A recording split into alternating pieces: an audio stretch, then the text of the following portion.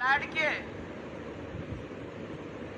उपमुख्यमंत्री देवेंद्र फडणवीस जी, एकदा जोरदार टाळ्या आमचे उपमुख्यमंत्री देवेंद्र फडणवीसजींसाठी।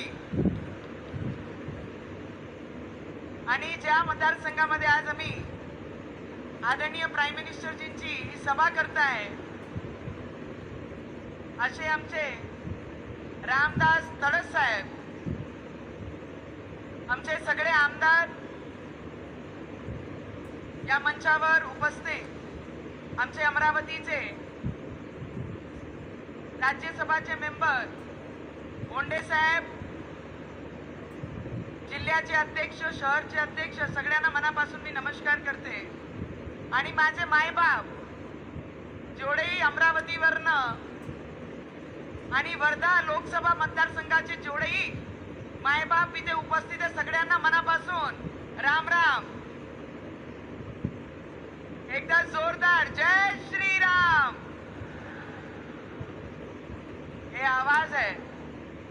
जेव्हा रामनवमी झाली ना यावेळीस, नरेंद्र मोदीजी आहे, त्याच्यासाठी आपलं कर्तव्य आहे, जे दिवस रात्र रक्ताच्या पाणी करते या देशाला सन्मान देण्यासाठी, त्या देशाचे प्रधानमंत्रीसाठी एकदा जोरदार हात वरती करून हे सांगा, येणारे 2024 मध्ये कोण प्रधानमंत्री आहे?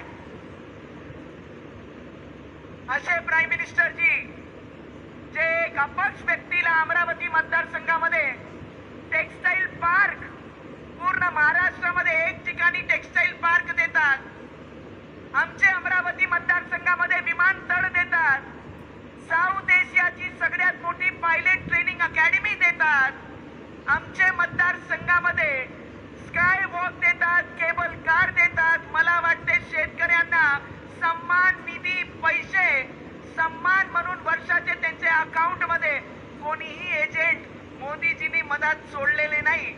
काँग्रेसच्या काळामध्ये 10 रुपये निघायचे केंद्राकडनं, तर 9-9.5 रुपये मधातले ढकारून जायचे आणि फक्त 20 पैसे माझे शेतकऱ्यांच्या खात्यापर्यंत पोहोचायचे, कारण त्यांची सत्ता, त्यांचेच एजंट, त्यांचेच लोक सगळे खाऊन घ्यायचे। पण ज्यांना ती फायदा लाभसाठी सरकारकडनं पैसा निघायचं, त्यांच्यापर्यंत तो लाभ पोहोचत नव्हता।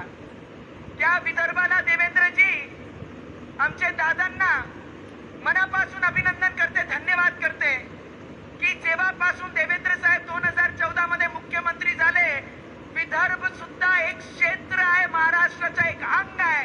हा लोकांना कल्पना पूर्ण देशामध्ये देणारा, जर विदर्भाबद्दल कोणी जाण ठेवणारा ज्यांनी काम केलं असेल, तर या राज्याचे उपमुख्यमंत्री आदरणीय देवेंद्र फडणवीसजींनी या पूर्ण विदर्भाला न्याय